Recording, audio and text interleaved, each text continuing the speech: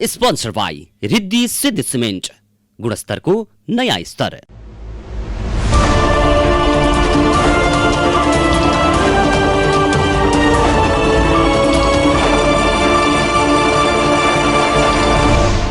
सदनदेखि सडकसम्म राजनैतिक, आर्थिक, सामाजिक हर क्षेत्रका विषय र प्रसङ्ग, यो कार्यक्रम आजको सन्दर्भ। नमस्कार, कार्यक्रम आजको सन्दर्भमा स्वागत छ। म दिपेश दाहाल। दर्शकवृन्द, कार्यक्रम आजको सन्दर्भमा हामी देशभर भएका सामाजिक, आर्थिक, राजनीतिक हर क्षेत्रका विषयलाई विश्लेषणात्मक रूपमा प्रस्तुत गर्ने गर्छौं। कोरोना भाइरसको त्रास विश्वभर नै फैलिएको छ। यसले नेपालमा पनि जनमासमा डरको स्थिति पैदा गरेको छ।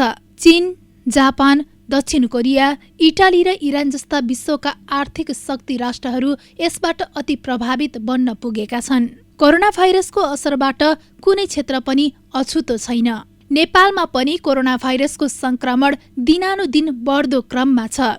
कोरोना संक्रमण न्यूनीकरण गर्नका लागि नेपाल सरकारले विभिन्न प्रयास त थालेको छ, तर पनि कोरोना संक्रमणका कारण विभिन्न क्षेत्रमा नकारात्मक प्रभाव परिरहेकै छ। अझ भनौं, यसले अर्थतन्त्रमा गम्भीर असर पार्न थालिसकेको छ।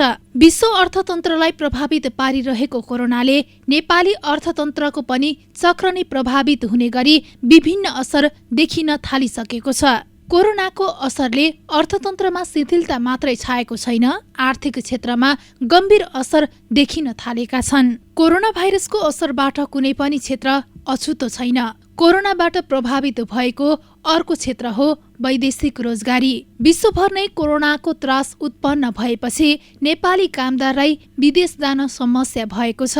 धेरै नेपालीहरूले काम गर्ने मध्यपूर्वी एसियामा कोरोनाको संक्रमण फैलदो छ। विप्रेषण आय, वैदेशिक रोजगारी देशमा अर्थतन्त्रको क्षेत्रमा ठूलो योगदान गर्ने यो क्षेत्र कोरोना भाइरस संक्रमणका कारण गम्भीर जोखिममा परेको छ।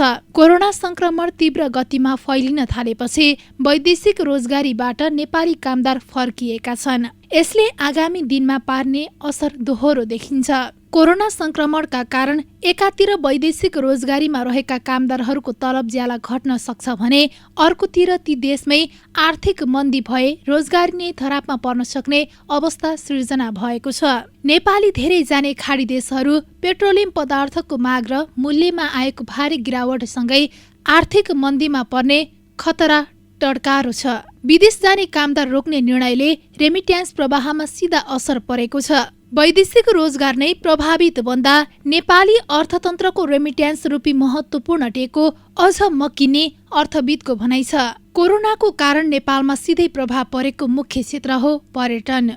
सरकारले सन् 2020लाई भ्रमण वर्षको रूपमा मनाउन सुरु गरेको एक सातापछि नै चीनमा कोरोनाको संक्रमण तीव्र बन्यो। लगत्तै चीनले विमानस्थलमा गरेको कडाई र विश्वभर नै उत्पन्न त्रासका कारण नेपाल आउने तयारीमा रहेका पर्यटकहरूले बुकिङ रद्द गरे। अहिले त कोरोनाको संक्रमण विश्वभरि नै फैलिसकेको छ। भ्रमण वर्ष 2020 को दोस्रो महिनामै पर्यटकका आगमन खस्किएको छ। गत वर्ष 2019 को पहिलो 2 महिनामा 1,02,423 जना पर्यटक नेपाल आएकोमा 2020 जनवरी र फेब्रुअरीको यो संख्या 1,01,400 मा झरेको सरकारी तथ्याङ्क छ। कोरोना प्रभावित मुलुक चीनबाट नेपाल आउने पर्यटक उल्लेख्य घटेको छ। अस्ट्रेलिया, युरोप र अमेरिकाबाट आउने पर्यटक पनि घटेका छन्। पर्यटक सम्बद्ध धेरै जसो व्यवसाय ठप्प रहेको छ। कोरोना भाइरस महामारीले विश्वभरि नै सबैभन्दा मारमा परेको क्षेत्र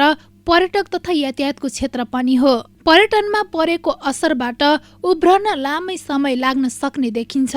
यसले हवाई उड्डयन, होटल तथा रेस्टुरेन्ट, यातायात, कृषि तथा अन्य व्यवसायी, ब्याङ्क तथा वित्तीय संस्था सबैको आयमा असर परेको छ। कोरोनाको कारण चीनसँग सबै नाका ठप्प रहँदा नेपालमा चिनिया चीज वस्तुको मूल्य बढ्न थालेको छ। कोरोनाको कारण चीनबाट आउने सामानहरूमा अघोषित नाकाबन्दी अवस्था सृजना भएको छ।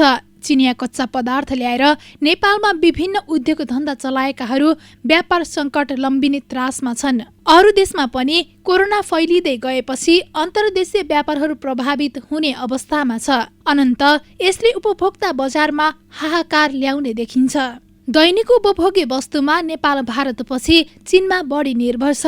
नेपालमा पेट्रोलियम पदार्थ बाहेक अरू धेरै सामग्री चीनबाट आपूर्ति हुन्छ। भन्सार विभागका अनुसार नेपालले चीनबाट वर्षमा 2 खर्ब 5 अर्बको सामान आयात गर्छ। निर्यात भने मुस्किलले 2 अर्ब बराबरको रहेको जनाएको छ।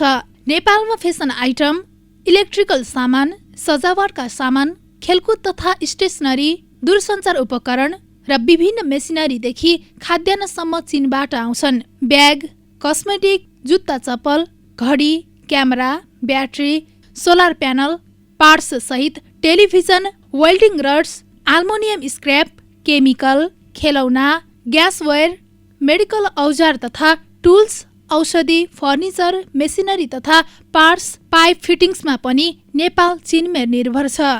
ऊन, पोलिस्टर धागो, मसला पाउडर, जुत्ता र चप्पल, स्मार्ट कार्ड, मोबाइल तथा टेलिफोन, यातायात साधन तथा पार्ट्स, टायर, ट्युब, सेरामिक, भाँडाकुँडा, लसुन, स्याउदेखि गुन्द्रुकसम्म चीनबाट आउँछ।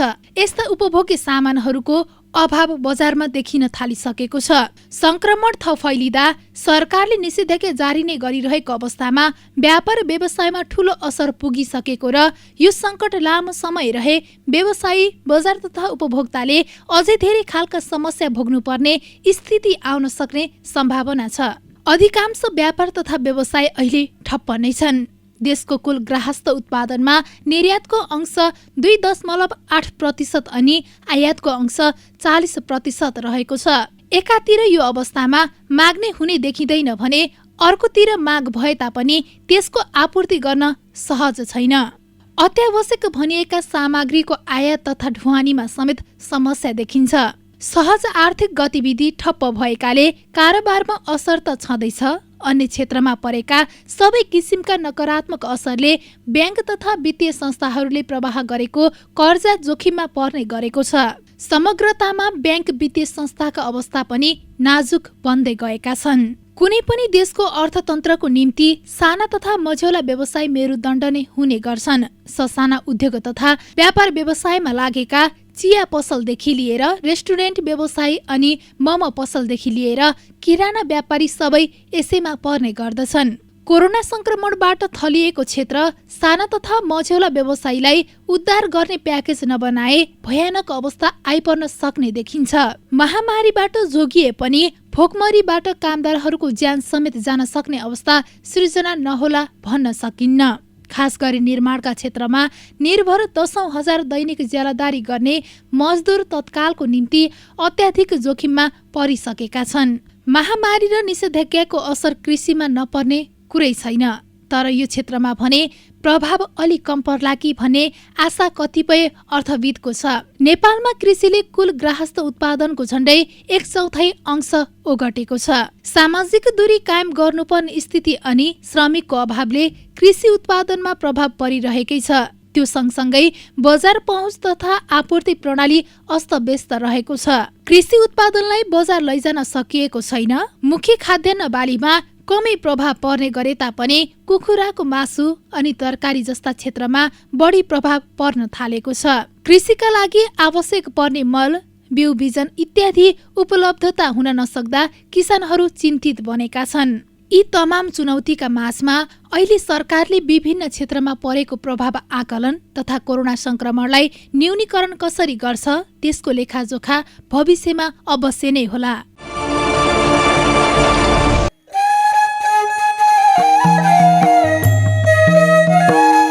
साउन 20 गते बागमती प्रदेशका मुख्यमन्त्री डोरमणि पौडेल सहित भौतिक पूर्वाधार विकास मन्त्री रामेश्वर भुयाल, आर्थिक मामिला तथा योजना मन्त्री कैलाश प्रसाद ढुङ्गेल लगायतको एक जम्बो टोली प्रदेशको राजधानी हेटौडाबाट रामेछाप जिल्लातर्फ अगाडि बढ्यो। पूर्व पश्चिम राजमार्गको बर्दिवास हुँदै बीपी राजमार्ग प्रवेश गरेको उक्त टोली एकाएक सिन्धुली गढीतर्फ लाग्यो। अनि मुख्यमन्त्री पौडेल, मन्त्री रामेश्वर भुयाल लगायतले प्रदेशको ऐतिहासिक स्थान सिन्धुली गढी दरबारसँगै नवनिर्मित युद्ध पार्कको अवलोकन गर्नुभयो।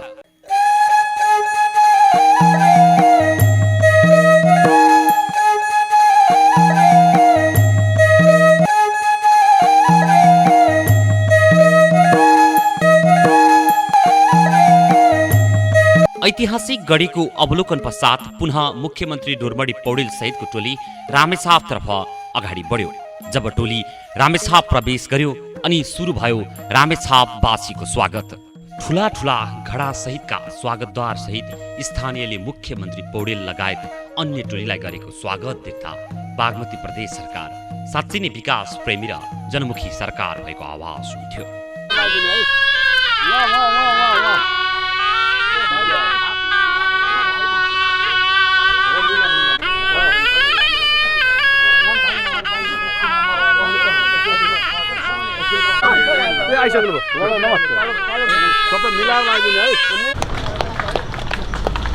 हुन पनि रामेछाप जिल्ला बागमती प्रदेशको एक विकट पहाडी जिल्ला हो। सम्भावना धेरै भएर पनि सधैँ पछाडि परेको रामेछाप जिल्लावासी सधैँ अभाव र अँध्यारोमा थिए। जिल्लाका धेरैजना मन्त्री बने, धेरैले जनतालाई विकासको ललिपप पनि चटाए, तर पनि विकास एका देशको कथा बन्यो। न बिजुली बत्ती बन्यो, न सडक बन्यो, न त खाने पानी नै पुग्यो। जनताको घरमा उज्यालो हुनका लागि, रामेछापमा पक्की सडकमा गाडी कुद्नका लागि प्रदेश सरकार बन्नु पर्यो। अनि पो मक्ख छन् रामेछापका जनता। घर अगाडि पिच भएको छ, कस्तो लागिरहेछ त? हो, राम्रो लागेछ। जग्गा काटेर गए त पनि हामीले खुसीले लागेछ। तपाईँको जग्गा भाउ पहिले कति थियो? हजुर, भाउ कति पहिले? अब पहिले भाउ त अब भाउ नसक्यो, सोझा खाउ जस्तो थियो। अब चाहिँ यो बाटोघाटो सबैले पानीले गर्दाखेरि यसको त अमूल्य नै हुन्छ। नेताको नाम मलाई थाहा छैन, ढुङ्गेल होला नि, कैलाश ढुङ्गेल। ए, यो प्रदेश सरकारले बनाइदियो। प्रदेश सरकारले बागमती प्रदेश सरकार हो। कैलाश ढुङ्गेल, अर्थमन्त्री कैलाश ढुङ्गेल तपाईँहरूको क्षेत्रको नेता, उहाँकै पहलमा पनि होइन। प्रदेश सरकार बनेपछि रामेछापले विकास पाएको छ अनि रामेछापेली जनताले विकासको अनुभूति गर्न पाएका छन्। प्रदेश सरकारकै दिन रामेछापको खाँडादेवीमा पर्ने सितखा भिरपानी गोगनपानी धुलेबेसी भोटनागी सडक खण्डको सितखा गोगनपानी खण्ड कालोपत्रे सडक उद्घाटन कार्यक्रम सम्पन्न भएको छ। बागमती प्रदेशका मुख्यमन्त्री डोरमडी पौडेलले सडकको उद्घाटन गर्नुभएको हो। उद्घाटन कार्यक्रममा बोल्दै मुख्यमन्त्री पौडेलले सरकार हिजो पनि भएको, आज पनि रहेको र भोलिको दिनमा पनि रहने बताउँदै सरकार बन्नु मात्र ठुलो कुरा नभई जनताका लागि के गर्यो भन्ने कुरा महत्त्वपूर्ण रहेको उल्लेख गर्नुभयो। पहिला बनेका सरकारले गरेका काम र प्रदेश सरकार बनेको 3.5 वर्षको अवधिमा प्रदेश सरकारले गरेका काम निकै भिन्नता भएको उहाँको तर्क छ। प्रदेश सरकारको नेतृत्व लिँदा प्रदेश सरकार भन्दा केही नभएको, कानुन पनि नभएको, साथै कुनै पनि संरचना नभएको र साधनको अभाव भएको समयमा प्रदेश सरकार बनेको 1 वर्षसम्मको समय कानुन बनाउने, संरचना बनाउने र साधनको व्यवस्था गर्न लागेको उहाँको भनाइ छ। त्यसपछिका 2 वर्ष मात्रै विकास निर्माणका काम गर्न सुरु गरिएको समयमा पनि कोरोना संक्रमणले अस्तव्यस्त बनाउँदा विकास निर्माणका कामहरू ठप्प भएको, ठेकेदारको लापरवाहीले समयमा काम सम्पन्न गर्न नसकेका जस्ता तमाम समस्याका बावजुद पनि प्रदेश सरकारले गरेको कामले इतिहास बचाइराख्ने उहाँको भनाइ छ। हामीले के बुझ्न जरुरी छ भने सरकार हिजो पनि थियो, आज पनि छ, भोलि पनि हुन्छ। हामीले हिजोका सरकार पनि हेरेका छौँ, देखेका छौँ, भोगेका छौँ। तपाईँ हामीले धेरै अगाडिदेखि भोट हालेका छौँ। त्यहाँ 15 सालको चुनावमा भोट हाल्ने पनि हुनुहुन्छ होला कति, र त्यति बेलादेखि सरकार त छ, निरन्तर छ। हामीले धेरै मान्छे यहाँबाट चुनेर पठाएका छौँ, धेरैले मन्त्री पनि भएका छन्, महत्त्वपूर्ण ठाउँमा पनि पुगेका छन् रामेछापका मान्छेहरू। तर दिए के त जनतालाई? जनताले पाए के? केही व्यक्तिले पगडी पाए, केही व्यक्ति मन्त्री भए, केही व्यक्ति प्रधानमन्त्री भए होलान्, ठुला भए होलान्, तर जनताले पाउने केही पनि भएन। त्यसले गर्दा अहिले 3 वर्ष भयो यो प्रदेश सरकार बनेको, 3.5 वर्षमा हामीले गइरहेका छौँ। 3.5 वर्षको अवधिमा प्रदेशको सरकारले गरेका कामलाई मैले यहाँ भने 3 घन्टा लाग्छ, त्यो पनि सकिँदैन। तर त्यति बेला योभन्दा अगाडिका 30 वर्षको तपाईँ क्यालकुलेसन गर्नुहोस्।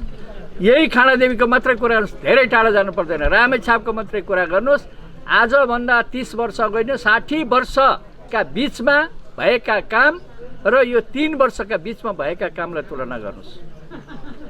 सङ्घीय सरकारको नेतृत्व केपी शर्मा ओली र प्रदेश सरकारको नेतृत्व जब हामीले लियौँ, त्यसपछि प्रदेश सरकारभन्दा केही पनि थिएन, भुइँमा बसेर काम गर्नुपर्ने स्थिति थियो।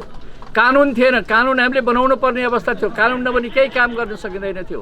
हामीसँग कुनै संरचना थिएन, अफिस थिएन, केही थिएन, साधन केही थिएन। त्यो अवस्थामा 1 वर्ष त हामीलाई त्यो काम गर्न लाग्यो। त्यसपछिका 2 वर्ष मात्रै हामीले यो विकास र निर्माणका काम गर्न सुरु गरेका हौँ। जम्मा 2 वर्ष। त्यो 2 वर्ष पनि कोरोना देखिहाल्नुभएको छ। कोभिडले हामीलाई अस्तव्यस्त बनायो। देशभरिका विकास र निर्माणका कामहरू ठप्प भए। भने जस्तो स्पिडमा काम गर्न सकिएन। ठेकेदारहरूले समयमा काम नगरिदिने अवस्था त त्यो हामीले भोग्दै आइरहेका छौँ, अहिले पनि भोगिरहेका छौँ। ठेकेदारले निश्चित समयमा काम नगर्ने, कोभिडले काम गर्न नदिने, यी तमाम समस्याका बावजुद पनि तपाईँहरूलाई म के भन्न चाहन्छु भने यो 2 वर्ष, यो 3 वर्ष नै पुरै जोड्नुहुन्छ भने पनि यो 3 वर्षमा सङ्घीय सरकार र प्रदेश सरकारले जे काम गरेको छ, न हिजोको इतिहास छ न भोलि इतिहासले मात्र यो काम गर्न सक्छ। तपाईँहरू हेर्नु होला। त्यसले के बुझाउँछ भने तपाईँले नेतृत्व कसलाई पठाउनुहुन्छ, नेतृत्व कस्तो चाहिन्छ, कसका नेतृत्वले काम गर्दोरहेछ भन्ने कुराको उदाहरण हामीले दिइरहेका छौँ। सरकारले परिवर्तन रूपान्तरण चाहेको साथै जनताको जीवन स्तर उकास्न चाहेको र समृद्ध नेपाल, सुखी नेपालीको गन्तव्यमा पुग्न चाहेको मुख्यमन्त्री पौडेलको भनाइ छ। मुलुक समृद्ध होस् र नेपालीहरू सुखी हुन् भन्ने चाहना अनुरूप सरकारले काम गरिरहेको उहाँको दाबी छ। सीमित स्रोत साधनले रामेछाप जिल्लामा 64 किलोमिटर पक्की सडक बन्नु भनेकै निकै खुसीको कुरा भएको साथै विकास निर्माणका काम सङ्घीय सरकार, प्रदेश सरकार र स्थानीय सरकारले गरेको उहाँको दाबी छ। जनताका सही प्रतिनिधिले मात्रै सही काम गर्ने भएकाले उहाँले सही जनप्रतिनिधि रोज्न मात्र आग्रह समेत गर्नुभयो। लाल पूर्जा नभएका 13 लाख सुकुम्बासी जनताका घरमा लाल पूर्जा आउने समयमा हालको सरकारले भूमि व्यवस्था आयोग विघटन गरेकोमा चिन्ता व्यक्त गर्दै मुख्यमन्त्री पौडेलले सरकार जनताप्रति संवेदनशील नभएकोले आयोग विघटन गर्ने कार्य गरेको उहाँले बताउनुभयो। जम्मा 9 महिनाको हुँदा गरेका कामलाई तुलना गर्नुहोस्, त्यसपछि थाहा हुन्छ वास्तवमा यो मुलुकलाई परिवर्तन चाहने पार्टी कुन रहेछ भन्ने कुरा। त्यसैले हामी परिवर्तन चाहन्छौँ, हामी रूपान्तरण चाहन्छौँ, जनताको जीवन स्तरलाई उकास्न चाहन्छौँ। कदम कदममा हाम्रा हरेक कदम जनताका जीवन स्तर कसरी उठाउने, हामी समृद्ध नेपाल र सुखी नेपाली त्यो गन्तव्यमा पुग्न चाहन्छौँ कि हरेक नेपालीका मुहारमा हाँसो आओस्, हरेक नेपाली, हरेक मुलुक समृद्ध होस्, नेपालीहरू सुखी हुन् भन्ने हाम्रो चाहना हो। र त्यसै अनुसार अहिले सरकारले काम गरिरहेको छ र त्यसैको परिणाम फल यो बाटो हो मात्र होइन। अहिले भन्नुभयो एउटा रामेछाप जिल्लामा 64 किलोमिटर पक्की सडक बन्ने भनेको कुनै बेला तपाईँले हेर्नु भने सङ्घीय सरकारले 1 वर्षमा 40 किलोमिटर मात्र बाटो बनाएको दिन्छ। कुनै बेला जम्मा जम्मी सङ्घीय सरकारले 40 किलोमिटर बाटो बनाएको पनि छ। तर हामी थोरै सीमित साधन र स्रोत लिएर यो 3 वर्षमा एउटा जिल्लामा 60-62 किलोमिटर बाटो बनाइसकेका छौँ। र यो वर्ष उहाँले भन्नुभयो, कैलाशजीले भन्नुभयो, अबको 2 वर्षमा हामी अझ 100-150 किलोमिटर बाटो बनाउँछौँ। यही अनुपातमा सारा देशमा विकास भइरहेको छ। तपाईँ जहाँ जानुहोस्, जुन जिल्लामा जानुहोस्, तपाईँ यो काम कसले गर्यो भन्नुहुन्छ भने त्यो प्रदेश सरकारले गर्यो। तपाईँ यता फर्किन प्रदेश सरकार देख्नुहुन्छ, जतासुकै फर्किँदा जुनसुकै कामहरू, जस्तासुकै विकासका निर्माणका कामहरू देख्नुभयो भने अहिले प्रदेश सरकारले गरेको छ, स्थानीय सरकारले गरेको छ, सङ्घीय सरकारले गरेको छ। ती सबैको साझा सरकार नेकपा एमालेको सरकार हो। नेकपा एमालेको सरकार जहाँ छ त्यही काम भएको छ। यो ढुक्काउनुहोस्। कैलाशजी नहुँदाखेरि पनि त यहाँ प्रतिनिधि थिए। मैले फेरि दोहोऱ्याउँछु कुरालाई। कैलाश ढुङ्गे नहुँदा हिजो पनि त धेरै ठुला ठुला मान्छे थिए, किन काम भएन? त्यसैले नेतृत्व चयन गर्ने बेलामा तपाईँहरूले हामीले ध्यान पुर्याउनु पर्ने सबभन्दा महत्त्वपूर्ण के हो भने तपाईँ हाम्रो जनप्रतिनिधि सही पर्छ कि पर्दैन। सही जनप्रतिनिधिले मात्रै सही काम गर्छ। त्यसैले गलत जनप्रतिनिधिको हातमा पर्यो भने, गलत मान्छेको हातमा पर्यो भने देश बर्बाद हुन्छ। प्रदेश सरकारले विकास नै नभएको ठाउँमा विकास गर्न चाहेको मुख्यमन्त्री पौडेलको भनाइ छ। बागमती प्रदेश सरकार विकासलाई नै मुख्य प्राथमिकता दिएर अगाडि बढेको मुख्यमन्त्री पौडेलको भनाइ छ। खानेपानी नपुगेका ठाउँमा खानेपानी पुर्याउने, सडक नभएका ठाउँमा सडक बनाउने, विद्युत नपुगेका ठाउँमा विद्युतको पहुँच पुर्याउने, शिक्षा स्वास्थ्यको सुविधा सबै क्षेत्रमा समान ढङ्गले पुर्याउने कार्यमा प्रदेश सरकार लागि परिरहेको उहाँको भनाइ छ। केही समयपछि सिङ्गो मुलुकले नै काँचुली फेर्ने र समृद्ध नेपाल सुखी नेपाली भन्ने नारा जीवन्त हुने उहाँको भनाइ छ।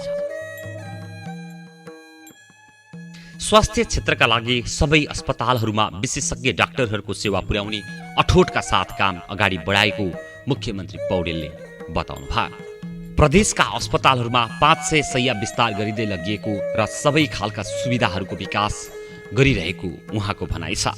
शिक्षा, स्वास्थ्य, सामाजिक कल्याण, भौतिक पूर्वाधार लगायतका सबै क्षेत्रमा विकास गर्दै अघि बढ्ने प्रतिबद्धता उहाँले व्यक्त गर्नुभयो। सबै अस्पतालहरूमा विशेषज्ञ डाक्टरहरूको सेवा पुर्याउने अठोटका साथ हामीले काम गरेका छौँ, प्रमोट गरिरहेका छौँ र यो हामीले यो 4 वर्षमा 500 शैय्या थपिसक्यौँ। हाम्रो प्रदेशका अस्पतालहरूमा 500 शैय्या विस्तार गरेका छौँ। त्यसपछि गएर त्यहाँ चाहिँ सबै खालका अरू सुविधाहरू विकास गरेका छौँ र भनेपछि हामी सबै क्षेत्रमा, शिक्षाका क्षेत्रमा, स्वास्थ्यका क्षेत्रमा, सामाजिक कल्याणका क्षेत्रमा, यो भौतिक पूर्वाधारका क्षेत्रमा तपाईँले देख्नुभयो भने सबै ठाउँमा विकास हामी गर्छौँ। त्यो अठोट र सङ्कल्प लिएर आएका छौँ। हामीले जनतासँग प्रतिबद्धता जारी गरेका छौँ र त्यो प्रतिबद्धतालाई हामीले कमजोर हुन पनि दिँदैनौँ। र म के तपाईँलाई विश्वास दिलाउँछु भने बागमती प्रदेशको सरकार यस्तो सरकार हो र वास्तवमा तपाईँहरूले भोलि भन्नुहुनेछ इतिहासलाई हामीले कहिल्यै पनि बागमती प्रदेशको सरकारले झुक्ने काम गर्दैन। कसैले पनि अम्लो ठड्याउने मौका हामीले दिएका छैनौँ, दिने छैनौँ। मुख्यमन्त्री पौडेलले बागमती प्रदेश सरकारले कहिल्यै पनि इतिहासमा झुक्ने काम नगर्ने र बागमती प्रदेश सरकारको 30 करोड लगानी गरेको बाटोको उद्घाटन झलनाथ खनालले गर्नु नभएको साथै बागमती प्रदेश सरकारले लगानी गरेको बाटोको उद्घाटन गरेको उहाँले बताउनु भयो।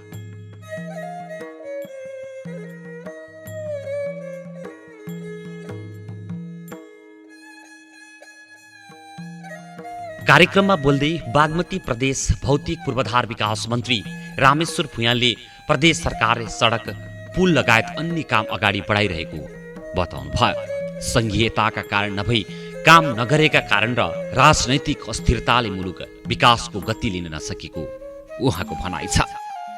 त्यो निर्वाचनमा निर्वाचित पनि भएर समाजवादीहरू नै आइरहेका छौँ। हामी यो अवस्थालाई, यो स्वर्णकाललाई साँच्चै जनताको परिकल्पना अनुसारको बनाउन चाहन्छौँ। पुष्पलालको सपना अनुसारको बनाउन चाहन्छौँ। शहीदको सपना अनुसार बनाउन चाहन्छौँ। किसान मजदुर जनताको पक्षको सरकार बनाउन चाहन्छौँ। त्यसका लागि हामीले गरेका कामहरूमा राम्रा कामहरू छन्। दुधलाई दुध भनिदिनुहोस् पत्रकार साथीहरू। जे हाम्रा नपुग कुराहरू रहेछन् भने अथवा हाम्रा निर्माण व्यवसायले खोट कुनै पुरा गरेछन् भने हामीलाई बताइदिनुहोस्। हामी सच्याउन तयार छौँ। त्यसका लागि जनताको सरकार हो भन्दै यो कामको उदाहरणीय खालको नेतृत्व प्रदान गर्ने काम माननीय मुख्यमन्त्री टोलमणि पौडेलले गरिरहनु भएको छ। अब 5 वर्षको बिचमा हामीले गरेका कामका परिणामहरू के हुन् भन्ने कुरा बागमती प्रदेशले साबित गर्न सक्छौँ भन्ने कुराको विश्वास तपाईँहरूको बिचमा दिलाउन चाहन्छु। बागमती प्रदेश सरकारले स्वर्णकाललाई जनताको परिकल्पना अनुरूप, शहीदको सपना अनुरूप मजदुर किसान पक्षको साकार बनाउन चाहेको उहाँको भनाइ छ। सरकारले गरेका कामहरूमा भएका कमी कमजोरी औल्याउनका लागि उहाँले जनतालाई आग्रह गर्नुभयो। गल्ती, कमी कमजोरी भए सच्याएर अगाडि बढ्ने उहाँको तर्क छ। 5 वर्षका बीचमा प्रदेश सरकारले गरेका कामका परिणाम के हो भनेर साबित गर्न सक्ने विश्वास उहाँले व्यक्त गर्नुभयो।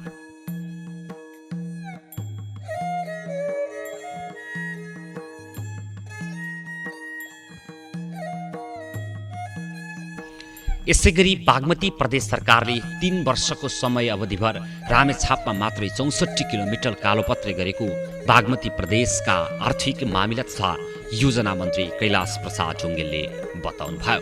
अबको 1 वर्षपछि 150 मिटर कालोपत्रे हुने उहाँको भनाइ छ। प्रदेश सरकारले समाजवाद उन्मुख बाटो, पिछडिएका वर्गलाई अगाडि बढाउने, सडक, खानेपानी, शिक्षाको अभाव भएका ठाउँलाई विकास गर्दै लगिने उहाँले दाबी गर्नुभयो। सबैभन्दा पानी नपाउने सुक्खा गाउँपालिकाभित्रको मान्छे म 7वटा स्टेप गरेर सुनकोशी र तामाकोशीबाट पानी पुर्याएको छ माथि।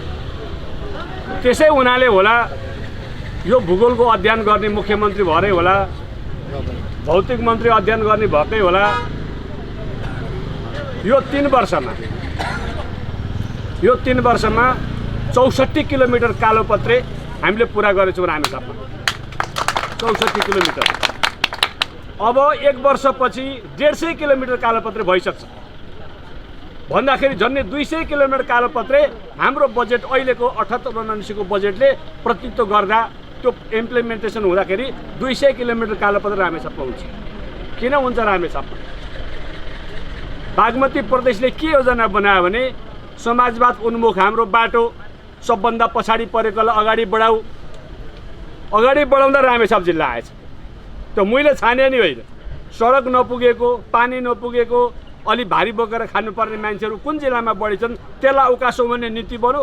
त्यो नीतिलाई चिन्ह लाउँदाखेरि रामेछाप आएछ। त्यसले गर्दा रामेछापले राम्रै बजेट पायो। म आभार प्रकट गर्न चाहन्छु प्रदेश सरकार प्रमुखज्यूलाई। यो बाटोको ट्र्याक ओपन गर्दा या अलिकति चर्चा चल्यो। म जीविसको सभापति छु यति बेला। मेरो पार्टीको नेता प्रधानमन्त्री त्यो समयमा झलनाथ खनाल हुनु। यो बाटो यो चरी खोलाको ट्र्याक ओपन होइन, सितखा टार हुँदै हामी गएको यो बाटो होइन। यसको इतिहासलाई सत्य भन्नुपर्छ।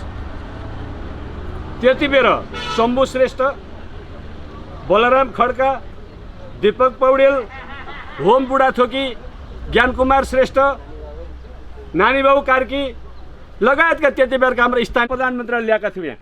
त्यो पनि सत्य हो। हामीले यो कालो पत्रै भइहाल्ला के होइन, केही नपाएको मान्छेले कम्तीमा डोरो भए पनि दाना पुग्या हुनाले हामी त्यसलाई चाहिँ राम्रो ऐतिहासिक काम भन्छौँ। यो ठिकै छ। बागमती प्रदेश सरकारको लगानीमा भिरपानी, गोगनपानी र मन्थली बाटो कालोपत्रे भएको उहाँले बताउनुभयो। रामेछापको सडक सानो राजमार्गको रूपमा स्थापित भएको उहाँको दाबी छ।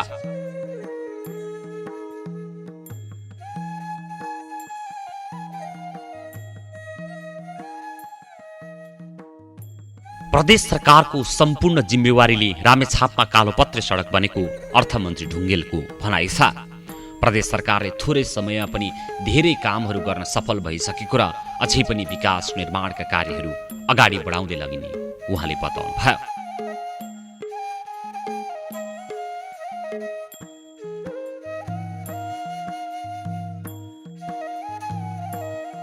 हिजोको दिनमा रामेछाप जिल्लाको रणनीतिक सडकभित्र जिल्ला विकास समितिले आर्थिक वर्षको योजना बनाउँदा पर्ने सितखा गोगनपानी धुलेबेसी भोटनागे सडकलाई महत्त्वपूर्ण सडकका रूपमा लिएको खाडादेवी गाउँपालिकाका अध्यक्ष प्रेमबहादुर तामाङले बताउनुभयो। खाडादेवी गाउँपालिकामा धुले सडक निर्माण गर्न जिल्ला विकास समिति, स्थानीय जनता लगायत सम्पूर्णले सहयोग गरेको थियो भने बागमती प्रदेश सरकार र स्थानीय सरकार बनेपछि 11 किलोमिटर सडक कालोपत्रे भएको साथै 9 किलोमिटर टेन्डर भई निर्माण प्रक्रिया अगाडि बढेको उहाँले बताउनुभयो। हिजो विगत दिनमा पनि यो रामेछाप जिल्लाको रणनीतिक सडकभित्र जिल्ला विकास समितिले आबद्ध योजना बनाउँदाखेरि पनि सितखा गोगनपानी धुलेबेसी भोटनागी सडकलाई महत्त्वपूर्ण सडकको रूपमा लिएको थियो।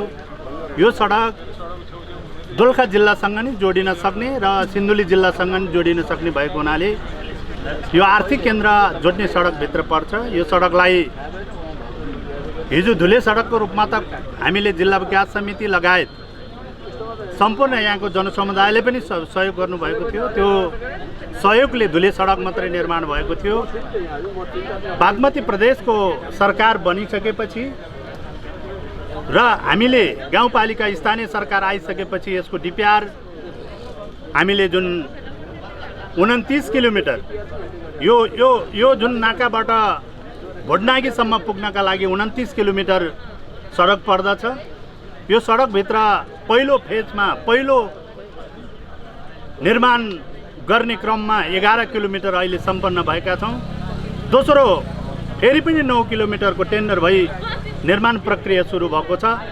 यति मात्रै होइन, 2टा रणनीतिक सडक खाडादेवी गाउँपालिकाको एउटा मन्थलीबाट गाल्बा हुँदै चौरी जोड्ने सडक महत्त्वपूर्ण रणनीतिक सडकभित्र पर्छ, काभ्रे जिल्ला जोड्छ।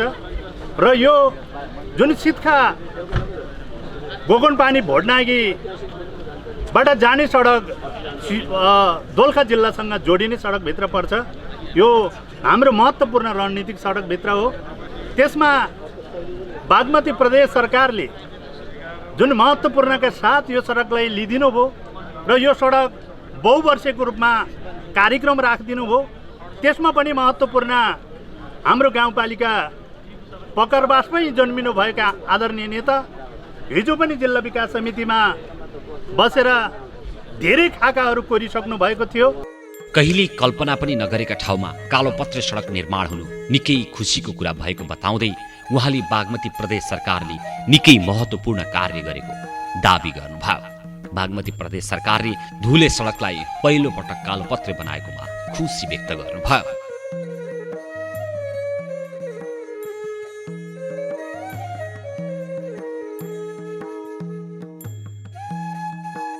बागमती प्रदेश सरकारको कामले साँच्चै नै जनताले उज्यालो पाएको, पक्की सडक पाएको र आगामी दिनमा पनि बागमती सरकारले आफूहरूलाई सहयोग गर्ने रामेछापका स्थानीयले विश्वास व्यक्त गरेका छन्।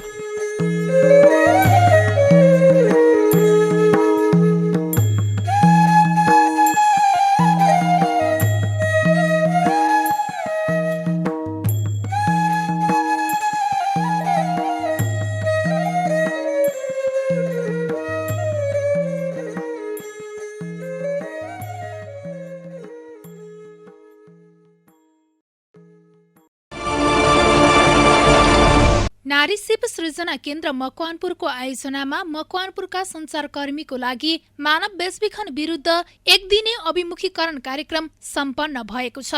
अभिमुखीकरण कार्यक्रममा समयसँगै बदलिँदो मानव बेचबिखनको स्वरूप, पीडितले पाउने कानुनी उपचार, बेचबिखनको प्रकार, जोखिममा पर्ने वर्ग साथै मानव बेचबिखन न्यूनीकरणमा सञ्चार माध्यमले खेल्न सक्ने रचनात्मक भूमिकाको बारेमा छलफल भएको थियो। कार्यक्रमको सहजीकरण अधिवक्ता मुकुन्द प्रसाद अधिकारीले गर्नुभएको थियो। सहजीकरणको क्रममा अधिवक्ता अधिकारीले मानव बेचबिखन गर्ने सञ्जालको मूल जरा नै उखेल्नु जरुरी रहेकाले आम सञ्चार माध्यमबाट सशक्त रूपमा कलम चलाउनु जरुरी रहेको बताउनुभयो। कुनै समय मानव बेचबिखनमा मकवानपुर नेपालको अग्र स्थानमा थियो। अहिले पनि मकवानपुरमा मानव बेचबिखनको अवस्था हेर्ने हो भने विकराल नै छ। बेचबिखनको स्वरूप, क्षेत्र, तरिका र परिभाषा फेरिए तर बेचबिखनको दरमा खासै फेरबदल भएको छैन। नारी सिप सृजना केन्द्रले AWO इन्टरनेसनल संघको सहकार्यमा मकवानपुरमा मानव बेचबिखन रोकथाम तथा सुरक्षित स्थानागमन प्रवर्धन परियोजना सञ्चालन गर्दै आएको छ। मानव बेचबिखनको मुख्य कारणहरूमा आर्थिक अभाव, अशिक्षा र बेरोजगारी पर्दछ। त्यही कारणलाई मध्यनजर गरी 2वटा गाउँपालिकाको 10वटा ओडामा विभिन्न कार्यक्रम सञ्चालन गरिरहेको छ। मकवानपुरको राक्सिराङ गाउँपालिकाको ओडा नम्बर 1, 2, 3, 4, 5 र बागमती गाउँपालिकाको ओडा नम्बर 1, 2, 3, 4, 5 मा विभिन्न कार्यक्रमहरू सञ्चालन गरिरहेको छ। स्थानीय रूपमै आर्थिक उपार्जनको लागि विभिन्न सिपमूलक तालिम, व्यावसायिक तालिम र सुरक्षित स्थानान्तरणका लागि विभिन्न सचेतनामूलक कार्यक्रम समेत गर्दै आएका छन्। तालिमसँगै नारी सिप सृजना केन्द्रले सिकेका सिपलाई आर्थिक उपार्जनसँग जोड्न सहयोग समेत गरेर रोजगारी सृजनामा जोड दिएको छ। कार्यक्रममा सञ्चारकर्मी, नारी सिप सृजना केन्द्रका कार्यकारी निर्देशक चिरञ्जीवी पौडेल, मकवानपुरमा मानव बेचबिखन रोकथाम तथा सुरक्षित स्थानागमन प्रवर्धन कार्यक्रम संयोजक ज्योति भोमजन, हेटौँडा उपमहानगरपालिका कार्य समिति सदस्य कल्पना विश्वकर्मा लगायतको उपस्थिति रहेको थियो। वेश्यागमन गर्ने बाहेकका मानव बेचबिखन तथा उसार सम्बन्धी पक्षमा अभियुक्तलाई खुनामा राखेर कारबाही गर्नुपर्ने व्यवस्था थियो। तर यसको विषयमा व्यापक चर्चा हो। वकिलहरूले के गरे भने त्यसमा त मेसिन राख्दै गइहाल्नु होइन, कम्प्युटर राख्दै बेचबिखनको मान्छे परेको छ, पुलिसले अभियोजन लगायो, कम्प्युटर क्लिक गरेर थुनामा उयस गरिदियो। त्यसलाई कन्साइन्स विवेक प्रयोग गर्नु पर्यो नि। न्यायाधीश किन राख्यो भन्दाखेरि मानव बेचबिखनको खोज्दै गयो भने थुनामा राख्नुपर्ने अवस्था हो कि होइन भन्ने कुरा चाहिँ फेरि टेस्ट गर्नुपर्छ भनेर अहिले फेरि सर्वोच्च अदालतले व्याख्या गरेर के भन्दै होला भने यो कानुन यस्तो कानुन गलत छ। त्यो कोर्टमा ल्याइसकेपछि टेस्ट गर्न पाउने कुरा चाहिँ अदालतको राइटको कुरा हुन्छ, कानुन व्यवसायले प्रतिरक्षा गर्न पाउने कुरा हुन्छ र थुनामै राखिदिइहाल्नुपर्छ भनेर घोषणा गर्ने कुरा गलत छ भने र त्यहाँ चाहिँ थुन्सेको बयान थुनामा राख्ने कुरा हुन्छ। हवस् त, कार्यक्रम आजको सन्दर्भ आजलाई यति नै। भोलि फेरि नयाँ विषय र प्रसङ्गसहित उपस्थित हुने नै छौँ। तबसम्मका लागि आज्ञा दिनुहोस्। नमस्कार। तपाईँ पनि हेर्दै गर्नुहोला बागमती प्रदेशको राजधानी हेटौडाबाट सञ्चालित पहिलो satellite television national gold television.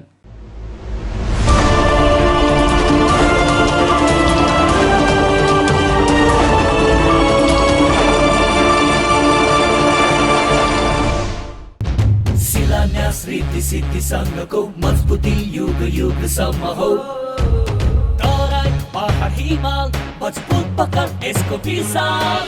रीति सिद्धि सिमेन्ट ओपिसी बलियो हुन्छ निर्माण यो भएसी। नयाँ वर्षको शुभ अवसरसँगै रिद्धि सिद्धि सिमेन्टसँग गर्नुहोस् आफ्नो नयाँ घरको शिलान्यास। यस शुभ कार्यको लागि हाम्रो तर्फबाट पाउनुहोस् एउटा सानो भेट, शिलान्यास पूजा सामग्री सेट। नयाँ सालको नयाँ सुरुवात, रिद्धि सिद्धि सिमेन्ट, गुणस्तरको नयाँ स्तर।